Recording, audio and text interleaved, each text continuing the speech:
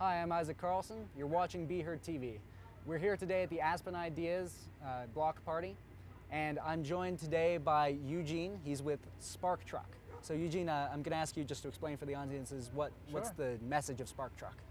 So we are trying to promote hands-on education in the kind of elementary and middle school age ranges. We found that standardized testing and an ever more rigid curriculum are really quickly stripping all of the kind of fun, engaging, hands-on parts of learning. And we're trying to fight back. So we got a truck, and we outfitted the back of the truck with traditional shop tools like scissors and hammers and saws and stuff, and also cutting-edge 21st century shop tools like laser cutters and 3D printers. And we drive from school to school, teaching kids how to be creative and make stuff and explore and tinker. That's great. And can you just explain a little bit more about how you got started with this program, how you created it? Sure. So as part of my master's thesis at the Stanford D School, some of my classmates and I decided that we really ought to do something fun and just buildy. Mm-hmm. So we thought, like, well, what kind of user group could we work for? And we had all sorts of ideas for what we could spend a year working on. You know, a year-long thesis project is a lot of work, so we wanted to make sure we're working on something that's fun. And at the Stanford D School, the design methodology is such that it's a really human-centered design process, right? So you're going to spend a lot of time with the people that you're designing for. Mm-hmm. So we thought, well, what kind of people do we want to hang out with for a year? You know, do we want to hang out with professional athletes, bus drivers, like video people, moms, like gamers? Right. So we decided, obviously, 10-year-olds would be the most fun kind of group of people to hang out with. So we started visiting schools and talking to students and talking to teachers and parents and just trying to figure out, like, what problems are facing kind of the education scene today. Yeah. And one of the biggest things we found is kind of a lack of fun, hands-on stuff. There's a lot of... No kidding. There's a lot of read, memorize, recite, read, memorize, recite, and, you know, frankly, in the 21st century, those skills are not going to be useful for people that need to innovate and create the future. So we decided, well, let's fight back a little bit. That's awesome. And we prototyped lots and lots of different things. We thought, well, maybe we can make science kits that kids build in their classroom. Maybe we can make a new classroom furniture line. And we settled on this truck idea because we thought a truck would be a really fun platform from which to affect change. So we ran a Kickstarter campaign because once we realized we had an idea and had no way to fund it, the world came to help us. And 426 people donated to our Kickstarter campaign, and we raised over $30,000, and we were able to get a truck and a lot of fun equipment. And since then, we've been driving around just the San Francisco Bay Area to local schools and teaching fun workshops. And this weekend, we're kicking off our big cross-country trip. So from Aspen, we're heading to Seattle and Portland, kind of to hit the Pacific Northwest, back through the Bay Area, and then out east, cities like Austin and Pittsburgh and Baltimore and Detroit and New York, just going to museums and libraries and summer schools and camps and just finding where kids hang out in the summer and teaching them how to make cool stuff. That's fantastic. And that's great because it really complements kind of what our message here is with Be Heard. First of all, you know, the hands-on aspect of it. We're all about that, getting hands-on. And also, Be Heard, you know, we're here today and we're asking the question, do you speak millennial? And millennial is kind of that language of the social media, the Kickstarter, the Facebook. And it really falls into that generation that you're appealing to, the 8 to 12.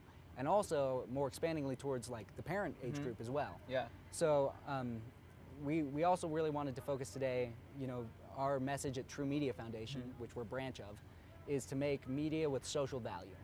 So I wanted to ask you, you know, you've got this message that's important, fighting back for kind of a more hands-on education experience. So obviously Kickstarter, which helped you, you know, kickstart your tour. What other ways are you using social media to kind of promote your tour as you're starting to embark on it? Yeah, well, we're doing kind of the standard basics. We have a Facebook page at facebook.com/SparkTruck, and we have a Twitter account at twitter.com/SparkTruck. And all throughout our cross-country trip, we're going to be documenting our adventures and putting up pictures and kind of experiences and stories that we come across the road. And we've actually found that really helps us get the message out. Here at the Aspen Ideas Fest, so we drove from Palo Alto to Aspen in about 24 hours, which was an adventure of itself.